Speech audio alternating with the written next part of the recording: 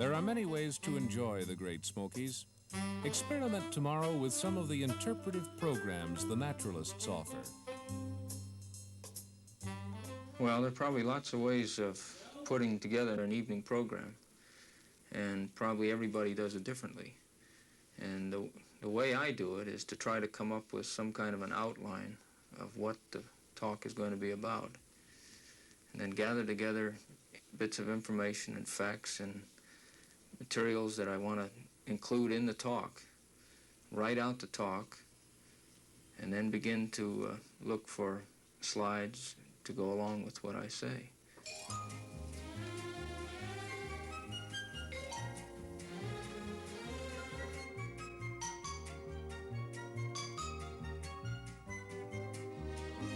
During a week's time, probably maybe a dozen different subjects are talked about at the evening programs, and they range all the way from the geology of the park, programs on wildflowers in the forest, talks about bears, talks about the mountain people.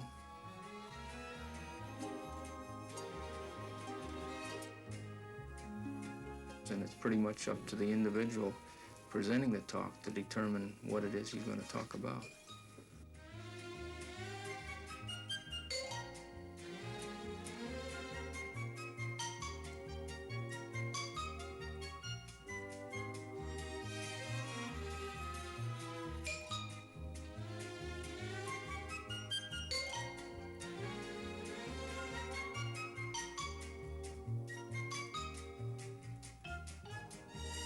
Well, I don't think it can be done well unless it's done, unless you put your own personal interests and feelings into it. In other words, it's really an expression of the park in my own terms, the way I see it, using the visuals that I have or that are available to express my own feelings about the park.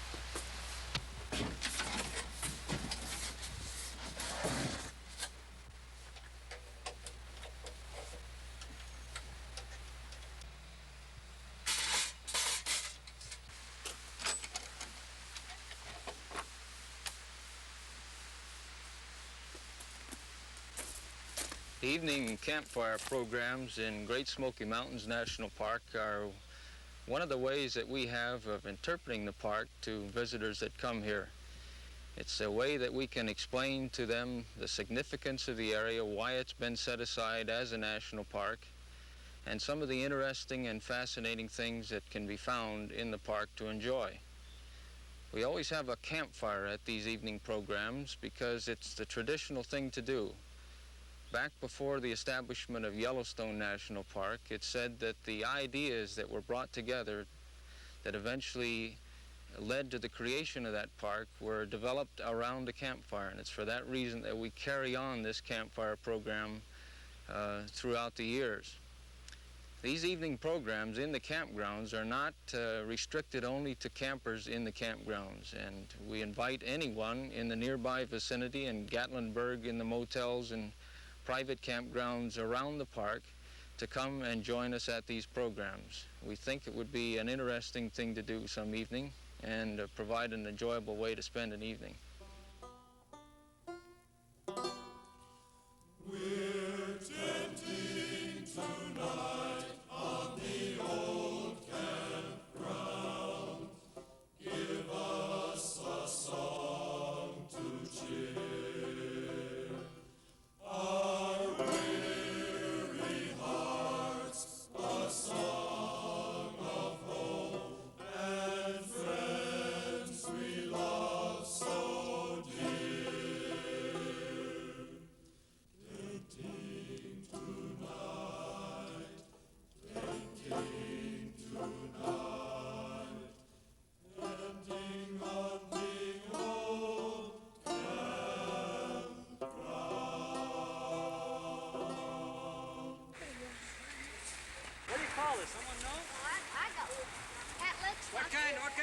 What kind of a reel is that?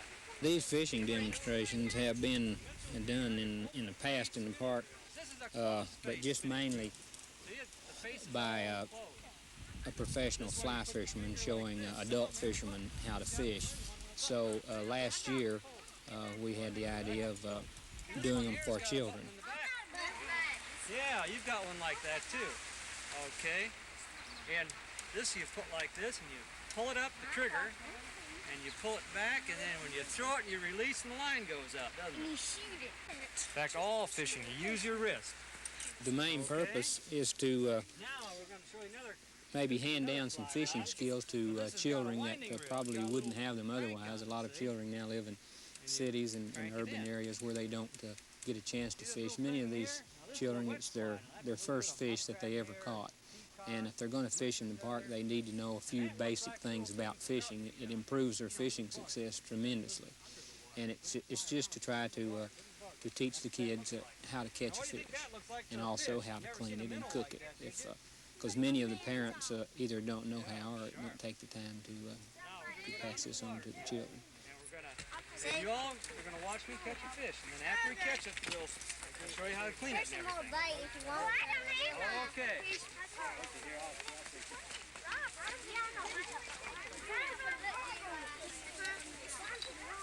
You gotta watch out so you don't step on poles here. Now, there's a lot of poles around. Okay, now, when I do get a bunch of kids down and fishing, I try to get the ones that have never caught a fish to catch them first. To me, this is pretty important to have a first-timer come in and catch a fish. Okay, keep your poles down, Bill. Now, see, you use your wrist, and you just go back and forth. And see how that little thing goes? And you just lay it out like that. See, you just go back and forth, and you work it around, and you lay it in the water like that. Let it flow. Oh, I missed them again. Hey, we'll They're pretty smart. Oh, I'll say, them trout are smart. That's why you got to be real quiet, see? Okay, now we've got fish on. See? Yeah. Well, we get them on. Mama, get Pull it? them in, see? So you hold the line like this. Scoop it in. In comes the fish.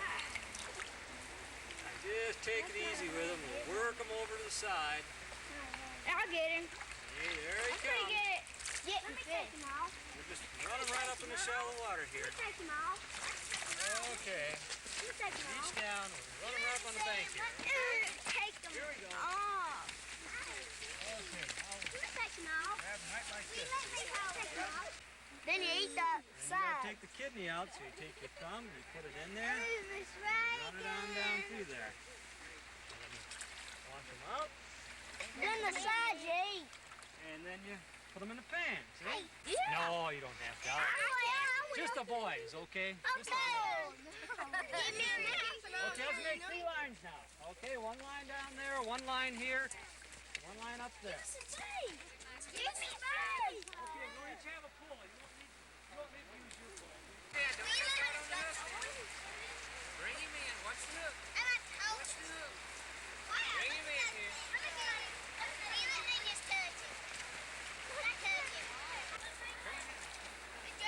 There, girl. Keep it going. On the bank. Back up. Walk all over that. You got it by the tail. Okay, reel him in. Of course, many kids, they catch their first fish and they run up to you, with this fish and the expression on their face, well, that's payment for a whole lot right there. It really is. And I really do enjoy it, and I think the kids get a lot out of it.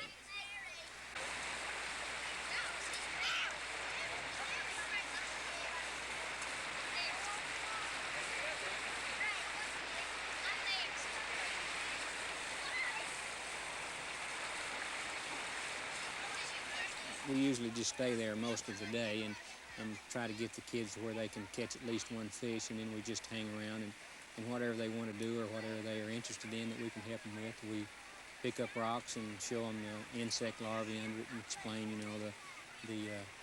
the food chain of the trout and where all the bugs and stuff that they might pick up fits into the food chain, and try to give them maybe a little course in stream ecology at the same time. And a lot of them are very interested in this. Of course, most kids are in catching crawdads looking at bugs and finding out what they are and what their purpose in the stream is.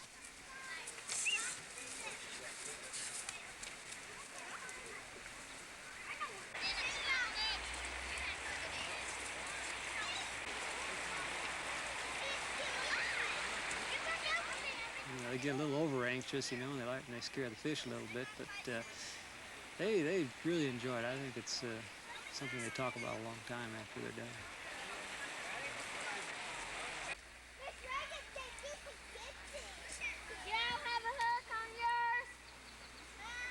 Okay, we'll start with the cutting of the gills out. I was involved with the children after they caught their fish, coming and helping them clean them, showing some of them in the first beginning how to clean the fish. And after a while, they wanted to do their own, and one little girl, I believe she told me afterwards she'd cleaned 7, so they got into it. That was mostly the cleaning and the frying and the eating. Ooh, look at that. What is your name? Jerry. Okay, Jerry, you got a fish clean.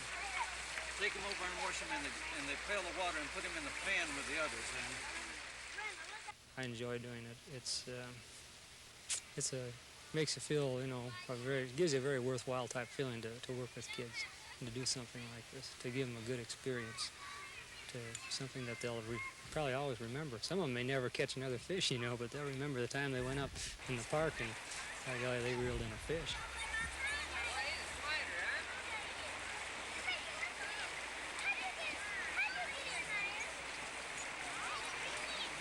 Crawfish. Crawfish and what is it? They usually have 2 claws like that. That one's lost a claw. Ooh, you do it, though. You cleaned the other one. I didn't clean it all. Can I clean it, Tammy? Let me clean it. I want to. Of course, a lot of them do jump in and get wet and find out, that this is not going to kill them, and maybe get muddy and handle worms for the first time, or crawdads, or even hold a fish for the first time. And of course, a lot of them are kind of squeamish about cleaning a fish for the first time, and usually they get over this and get a little blood in it and find out that this doesn't hurt them.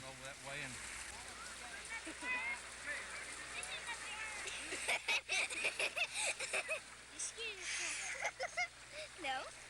We're using bacon grease today, some that my wife had left over from frying bacon. And we'll put them in, and this will show you how hot the grease is. And if you have the grease hot, will make better fried fish. This is Rita's, I believe, one you caught, right, Rita? This is one I caught. Let me say that it's not my good privilege to work with this all summer because of the seasonal staff coming in, and we have a lot of diversions, and sometimes I'm going the other directions. I call it a real treat to be able to be out with the school groups like this, particularly the young. I mostly work with the senior high and junior high level, and it's all a different approach working with them. These are more eager, and it's more refreshing for me, and particularly back there when you found out some of them had never been fishing. This was their first, not only their first time to fish, but many of them said it was their first time to clean one. And I guess those little gals, the way they got into the cornmeal frying, I'm sure it must have been their first time at the skillet. And I work with many other youth programs, but I think this is one of the finest things I've done. Really, a lot of fishermen don't realize it, but they expect more when they go fishing than to catch fish. It's just the being out, the stream, the conditions, things like this are pretty important. And this is what I like to try to explain to the kids a little bit too about the aesthetic quality of fishing. We're just getting about 6 now in the pan. They'll fry. Okay, now, you want to pull it out? Give a little bit of Stick your bread. thumb right down in there like that. Let me Stick get me through. on one. Okay, put your hand right through here. Put the finger right through there. Hold it. Get the gills off, see? Stick your thumb right down his throat there. God. Get a hand, get a finger. Just get the other hand in there. This other hand. What's here? Stick your finger right down in his mouth. It sure is pretty. I can't. Right down in his mouth. Okay, hold him that. Now take the other hand and get the hole right there. Just pull it. Pull him right out. See there? Okay, and then you take the thumb and work out. Okay. Oh, you got one? Yep. You want to clean them? No. You want me to clean them for you? Yeah. Okay. Right over here and I'll show you how. Cut him right through here. Let's kill him first so he won't hurt, okay? See like that? Yeah. And we'll take him, split him up the middle to get his... The bright-eyed young first and second grade class. I've not had the privilege of working with them too much, as I say, but there's an eagerness that you don't see in the older ones. They tend to develop a know-it-all, I guess. I don't know whether that's a kind statement or not, but it's like the spring sunshine. And there you go. How about that, huh? How many you catch? I didn't count one. You ain't caught one. How many of you? Oh, she caught one. How many you catch? I caught one. You caught one, but it got away. You caught two. I caught one. I ain't caught one. You caught one? Boys and girls, are you hungry? Yeah. I think this is about the best time of the hour. Anybody ready for fish to eat? Come on and get it. We'll start eating. I ain't want no fish. Those of you who caught your fish, if you can identify it now, you can have it. Yeah, if you got your name on here. There you go. Watch out for the bones. I can't. After you get your fish, and if you have if you brought something to drink, if you just sit on the grass nearby, then we won't be littering too widely. No, kids are funny about eating fish. My own kids are like this. They, my little girl, she just doesn't, I don't know what it is about them, but when they get older, they start eating them. But to start out with, they've got bones, and I guess some of them maybe have a bad experience with bones, so they don't really dig in, like there is something else. But, they learn when they get older.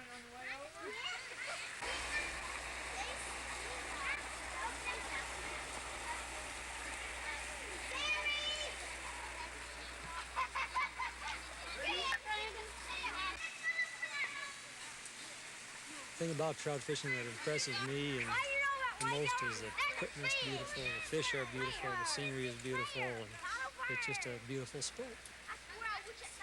This is the thing.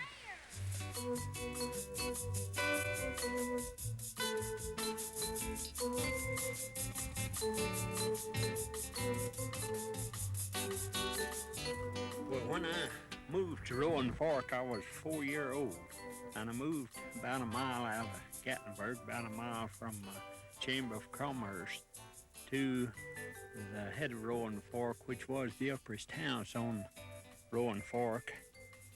And we lived there for approximately 18 years. I always look at that as going back home when I go back to the head of Rowan Fork.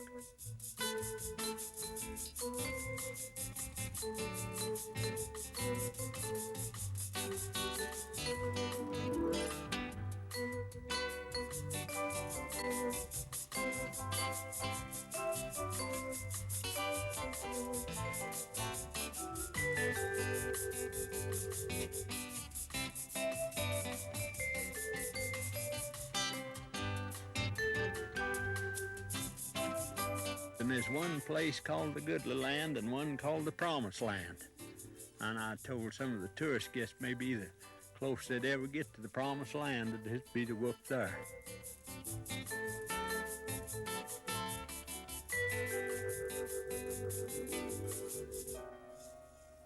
From one holler across the ridge into another holler, they've each got separate names.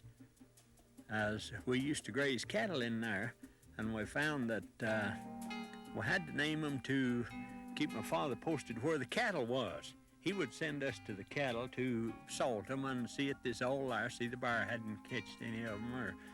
And he would ask, well, where was that? Well, we could tell him, and he knowed this as well if it had him in certain pastures on the farm. We had the cornfield fenced. We'd usually cut trees, one on top of the other. just cut one down and then we'd saw the other and let it fall. Well, that'd make you about 2 trees high. Then a lot of it'd be a brash fence. We'd just cut, and pile up brash, because actually it was before the park took over and there was no restriction on what brash and what trees were cut.